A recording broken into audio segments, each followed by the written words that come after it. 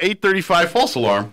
Sorry about that. I had a call, and I should have paid attention to the area code and everything. It was a local number, so it was not Congresswoman Yvette Harrell. So I apologize for cutting you off mid-thought there. But hopefully she'll be calling in the next few minutes. Well, we're really thankful for Congresswoman Harrell and look forward to a long relationship with her as well. I also understand that, she is a Congresswoman and 20 things going on, and even though we're on the schedule, things happen. So we may not hear from her. We may, but we'll see here. We'll play it by ear. So we were right in the middle of talking about Forest Service stuff there. I think we've kind of covered that. We covered it last time. Like I say, just wanted to give a shout out to Congresswoman Harrell more than anything on that particular subject.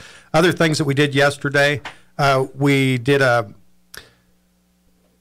what do they call it? Inducement resolution for Next Era Solar to do a 30 megawatt expansion on the local thing. It's solar farm? The solar farm. Has to do with them having the ability to purchase the industrial revenue bonds. We have to give permission, and it's a big legal thing. And just to kind of give people, that's been a good thing for the county, right? I mean, the setting up of this solar farm, and as far as revenue-wise, has that been a good thing for the county, or has it been a fight? Well, we do get a payment in lieu of taxes. When they do the industrial revenue bonds, we have to negotiate how much they're going to pay us. Now, with that being said, it is pretty much a negotiated lower amount. But it's steady. We know it's coming for the next 30 years. Sure. And in this case, the commissioners started negotiating with them. They came in with their first offer, and they, don't even put that in writing because we're not going to accept it. We laugh at that offer. We know what you paid us last time. We don't care what you paid other counties. We don't care what other municipalities are getting. This is Chaves County. We're different. We understand how it works. So they came in with their second offer, and it was okay. Countered with another offer. They've claimed that they're falling over, didn't expect anything nearly so. But anyway, long story short, over the period of a 30-year IRB, they negotiated, I believe it was it $620,000 or $630,000? I think it was $630,000. I think so. $1,000 increase over the life of the IRB. And this is just for a small part of the solar farm. It doesn't include the first part, which was paid at a much larger amount. They're telling us that, everything's gone down in price and you're not going to get anywhere near what you did. But they actually did pretty good getting close. When we got to the point where they were going to walk away from the table, then we started negotiating. Well, let's talk about the length of the bond. Instead of going the full 30 years, the other bonds were bought 6 years ago. If we can make them all terminate at the same time, in 24 years rather than 30, we can live with this amount that you had. We're trying to get a little more, but, at some point, it's a poker game. So, I mean, you don't want to... You don't want to fold too soon. You don't want to fold too soon at the same time. But they did a good job making sure that the county got an additional, like I say, $630,000, I think it was. I'm kind of curious, and this is probably more a question for you, Dara. Whenever you get these negotiations and things, is it trickier doing that in the public eye like that? Or, I mean, obviously you guys have closed sessions where you need to talk to the lawyers and things when it comes with some of the nut and bolts of the detail. But the actual negotiation part is kind of right there in front of everybody. I mean, does that change the conversation a little bit for you guys? Or I don't think so. It hasn't with us. I mean, it's kind of, I like it because it kind of tells the public. See, everybody sees everything. A lot of people don't understand, IRBs and stuff like that it is an investment. They're investing in Chaves County, and Chaves County's investing in them. So, you hear a lot of stuff. Well, why are we using tax dollars? Why are we using this? Why are we... And it's an investment. It's a relationship that you have with a company. And those IRBs, it's now a percentage of the total amount that go to the schools. But I mean, every school district gets a cut of that. That's within the area where they do it. Every school district gets it. So it's very important that we not just whatever you want. Because we're not going to do it. In fact, I told them specifically, we don't care what you paid Valencia County. That makes no difference. This is Chaves County.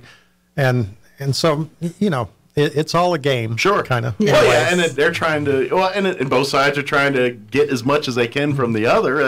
That's natural here. And, but I think a lot of us are used to seeing that stuff kind of between two businesses and, behind closed doors, kind of, we get the images like you see on, insert Netflix TV show here, kind of imagery, and it's a little different to that when we talk with government deals. And that's what's nice about it. Yeah, trying to be transparent and open and stuff. But I didn't know if that kind of handcuffed you all a little bit, or does it give you more strength from that side? Or? It just depends. I mean, it depends on the entity. It depends on where the issue, where they are, where are they investing, where are they putting? I mean, it's like Ascent Aviation. Look at Ascent Aviation. Absolutely. Right next to TMC. I worked out there for 11 and a half years, so I had a wonderful time talking with their CEO, telling them, well, I worked in the building next door, and I know the land where you're putting it, and it's got a lot of history, with Walker Air Force Base and stuff. And he was just fascinated. He said,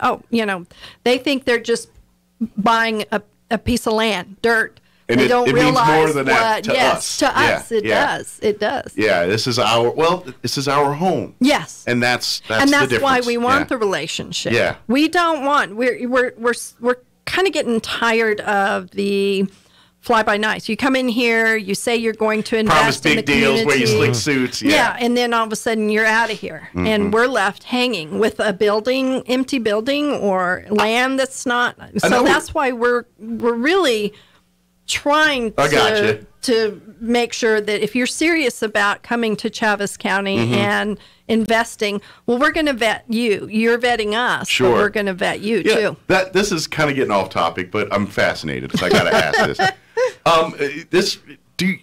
Because we're Chaves County, because we're southeast of Mexico, we're rural, we're a good old boy. You know what I mean? We got the image of country, and maybe dumb and aloof and uneducated. You know what I mean? Whatever stereotypes they associate with farmers, ranchers, country folk.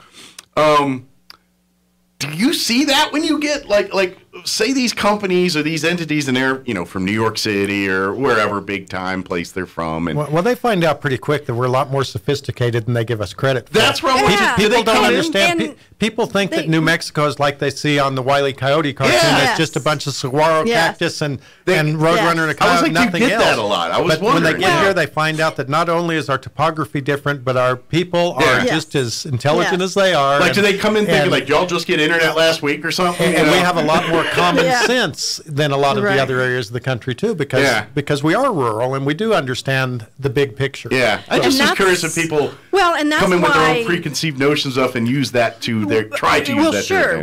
When they come for a site visit or whatever, that's why it's so important to have a strong chamber of commerce. And Andrew Moore does a wonderful job because they're the face of the businesses.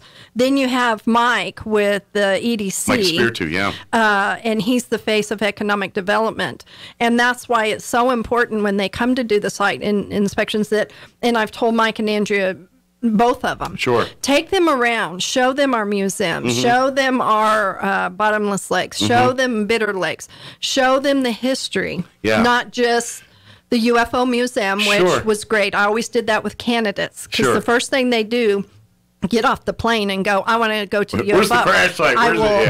I will show you the UFO Museum, but I'll also show you other things about Chaves County that are absolutely wonderful. And by the time I got done with them, they're like, gosh, I didn't know that. There's more to Chaves County than just UFOs. So much more, There is. Come for the aliens, stay for all the other culture and art. Yes, we're so rich in history.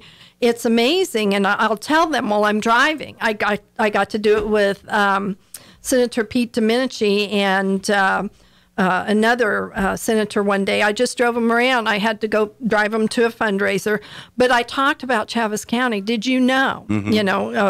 In my district, I had more dairy cows than I had voters in my district. So, I give them little tidbits about Chaves County because I want them to leave knowing that we are a part of the United States and we're an absolutely exceptional part. Yeah. And I always like to hit them with the Billy the Kid stuff because I'm like, back in the Lincoln County Wars, we were actually Lincoln County back then. And so this is Billy the Kid territory. Now, the town of Lincoln's were a lot of but certainly some of the Chisholm. I mean, there was a lot of that in this area. Well, if you've ever watched the John Wayne movie Chisholm, you know John Chisholm could ride from his ranch into the heart of Lincoln in about 2 minutes. That's right. So, that's right. And his statue's right here, so you know. Yes. That local history is just, as I get older, it's more and more exciting because you can tie it to a real place and see that stuff. Absolutely. And that's exactly what I like to do when I take people out to show them, whether they're dignitaries or just friends. Hey, let me show you this. This is really cool. Yeah. Well, and to me, I love the POWMIA, the German, that side of our history where I live. It's not too far from I live. Blackdom is not too far from I live. We have 2 CCC camps in Roswell. The things that they built and did. Yes. Yeah, you're talking about turn of the century history and nuclear age with the Walker radiation and the Cold War. Yes. I mean, New Mexico, southeast New Mexico, Roswell, Chaves County. You take almost every era of U.S. history. We've had a hand in it in some way, shape, or form, pretty much from Civil War on. Right. Yes, and that's why. I want people to learn and know the history. I want them to know about Chaves County, and I want them to know about what their government is doing to make sure that you keep up. I don't mind the phone calls and everything, but make sure that you know what you're talking about, or let me talk to you about why we're doing this or whatever. You got yes, there's a reason for it. Come sit in on our county commission meetings. County commission meetings are open to the public, and I love it when we have. But know that there is a decorum, there is respect, and we have lost a lot of that over the years, especially the respect. Well, our emotions have run high the last couple of years. Yes, they have, very much deservedly so. Let's face it. Absolutely. These last couple of years have stunk for all Americans. Oh, yes. There's not one American on the planet, I think, or person on the planet that said these last 3 years have not been good. Right. But that being said, we still have to live life. We still have to we have to live in a civilized world. Yes. We have to live with law and order, civilization. I know, especially depending on what age you are, you grew up watching 80 movies and Rambo and Silverado, and where vigilante justice seems pretty sexy. Yes. Yeah, exactly. But in the real world, that's why those are movies, and this is the real world. You can't do that, especially in local, close, where you're literally the people you're talking about. Your odds are pretty good you're going to run into them at lunch or run into them at church or at the grocery store or something. Well, again, like I say, though, we're a lot more sophisticated than people give us credit for. And it's just like taking care of your sister or your brothers. We might fight amongst ourselves a little bit, but don't come against us because we're all a united force. And like military people, you can make fun of each other branches if you serve, but if you're a civilian and you make fun of it, then it's game on. Right. They gang up. I'm very proud to be from this area, from this community. I grew up in Hagerman, but that doesn't mean that I don't value the people in Dexter and Lake Arthur and north of Roswell and people in Roswell. I mean, we're all of pretty much the same mind, Yeah, you just happen to set up shop in a different part of the county. That's all. There's an outsider once in a while. We got to, move along to Santa Fe. But but for the most part, we're all on the same page, and I'm proud to be from here and proud to show it off to people around. So. Well, and this is something, and this is where the big argument is, globally and nationally here in our country is. We live a certain lifestyle here. We generally, New Mexicans, live a little bit more independent lifestyle. Yes. We're not ones, especially if you live in Chaves County or more rural counties, Eddy, Lee, these counties here where you don't really have, sometimes it's not unheard of to have a 3-hour drive to go take care of a meal or go get something. So when you have that mindset, generally speaking, those people don't want you micromanaging their lives. They've got it figured out. Let them do it. And we have a better understanding, I think, of the delicate balance, if you want to call it that, between agriculture. We all understand where our food comes from. We understand how valuable that farm field is out in East Grand Plains. And it's not all sunshine and rainbows. And we understand how hard they have to work for that. And we understand how undue regulations by the federal government or state government affect us. We understand all these things a lot better than people give us credit for. So, and the things that can happen locally as far as water rights, things, that all can be handled by the people here locally. Right. If there's a dispute between two parties over water, let's let the local people, the local officials, work that. And that's but I mean, they want to micromanage all of that. And it's like, what do you know about what's going on between these two? They don't. They don't. And I'm going to swing us back onto track here, if you don't mind, because I'm trying to cover. That's why they make you the county manager. We're just, Well, I'm enjoying this immensely, but I'm sure that we probably better cover a little bit of ground. One of the resolutions that we passed yesterday goes right back to that, understanding our community and trying to make sure that that message gets out to Santa Fe or to wherever else. There was a bill in Santa Fe to provide $46 million for funding for design, purchase of rights-of-way, and things for US 380 from mile marker 158, which is essentially Roswell to the Texas state line. It's not exactly what we wanted, but it's better than nothing, I guess. We put out a resolution supporting the funding of $46 million for the design. However, we added, but we think that as long as you're doing this, make it a 4-lane design. Let's do it right, This is we brought up the fact that the tourism that comes through here is very important to our total economy. Sure. The trucks and heavy equipment in the oil field, which have paid for the rest of the roads in the state. Sure.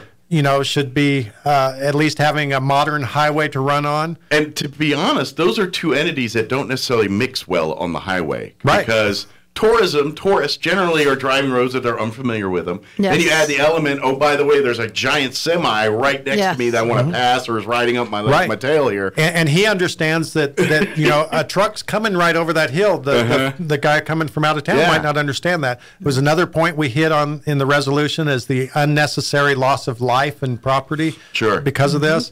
The economic driver behind it.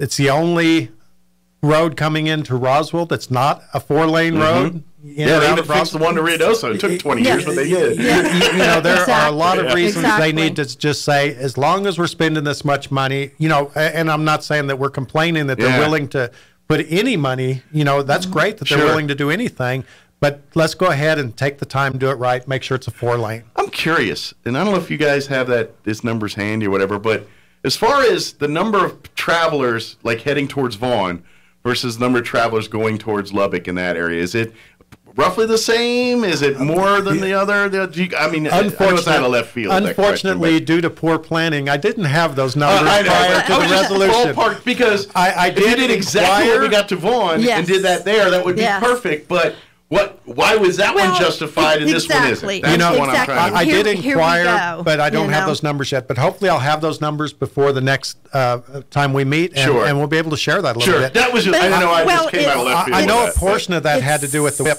funding when they decided to take the a lot of nuclear that was waste. WIP. But what's sad is the number one goal and the number one job of government of any type is infrastructure. Sure. But yet our infrastructure, and that's what I used to tell everybody, when I can't come home from Santa Fe, is there is no road fund. There is no this fund. It all goes into general fund, and then it goes line by line by line. Yeah. Unfortunately, infrastructure is the last. There's, and it's not a priority, and it should be in the state of New Mexico, because without it, we don't go. Yes, as large as it's for the economy, it's for safety, and this road. And none of our other industries can happen without that. Right. You're talking about trucking and food and getting places from one to the other. Well, guess what? Without good highways, without rail systems, without good this stuff, it ain't happening. It's not happening. And look how long it took 550. I mean, 550 was horrible, and they finally worked on it. And it's like, this is common sense, common sense government. But yet, sorry, but in Santa Fe, sometimes common sense Absolutely. Sometimes. Sometimes. You're very kind. Yeah. Another one that we did that I think was real important is we requested that the U.S. Army Corps of Engineers design and construct a gate on the Rocky Dam. Again, it comes right back to our local people knowing what's necessary in our local area. Sure. Right. And as far back as 2006, the former Flood Control Commissioner, Morgan Nelson, predicted the exact scenario that we had in letters to the Corps of Engineers. Says we've got 32.7, I believe it is, square miles of uncontrolled drainage area. If we should get a storm, that 32.7 miles uncontrolled drainage area can create over, I think it's 10,000 cubic feet per second of flow. Then on top of that, if you get things on the other side of the dams, you get things on the other side of the dam, and there's no way to shut the water off out of one, so that just exasperates the So, what we saw a couple years ago on the south end of town and that part of that, was that a direct result of some of that stuff yes, we're talking and about that's the exact scenario that Gotcha. Morgan Nelson had put forward. Says, if this were to happen with this, here's kind of the perfect storm.